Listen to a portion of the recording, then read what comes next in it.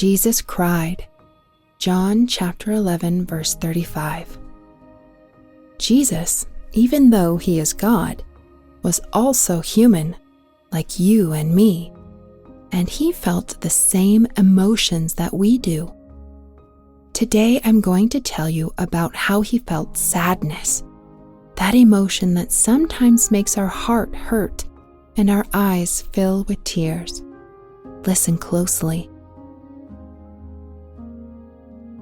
In a little town called Bethany, the air was filled with sorrow.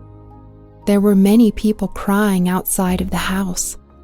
Inside, two sisters called Martha and Mary were sobbing because their brother Lazarus had died 4 days before. Jesus loved that family. They were dear, good friends. When he learned of what had happened, his heart filled with compassion.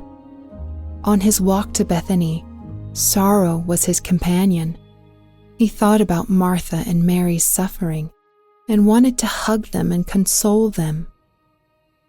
When Martha saw Jesus coming up the walk, she ran to him with tears in her eyes. "Lord, if you had been here, my brother would still be alive," she sobbed. "But I still know, if you ask God something, he will hear you." Jesus looked at her tenderly. He just listened. His silence was full of love. He said softly, "Your brother will come back to life." Martha felt some hope at his words and went to tell her sister that Jesus had arrived.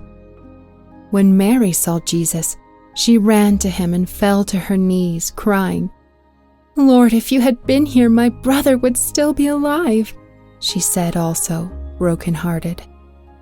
Jesus looked at her. He saw her pain, the tears on her face, and saw too all the people standing around crying. Something profound happened in Jesus' heart. He felt sorrow, a sadness he could not hide. And Jesus cried. He cried from the pain of losing his dear friend Lazarus. His tears were not of hopelessness, but of love. Jesus cried because he loved deeply. He cried because his friend's pain also pained him. He cried because he knew that suffering is a part of true love. Jesus wasn't afraid to cry. He taught us that tears can be a prayer, and that sometimes crying is the sincerest way to say, "I love you." Then Jesus got up.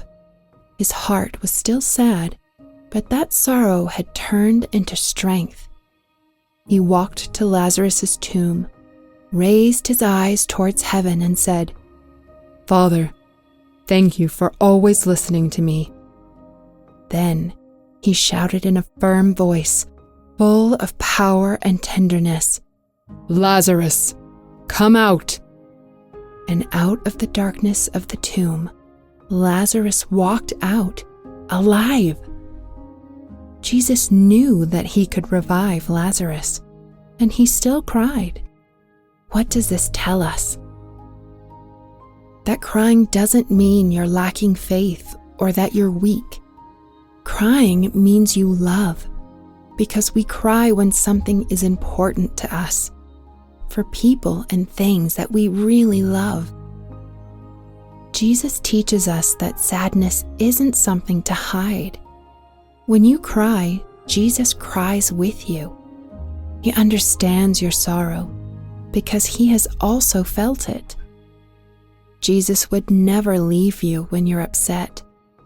He sees you, he accompanies you, he hugs you, and he helps you to feel better inside.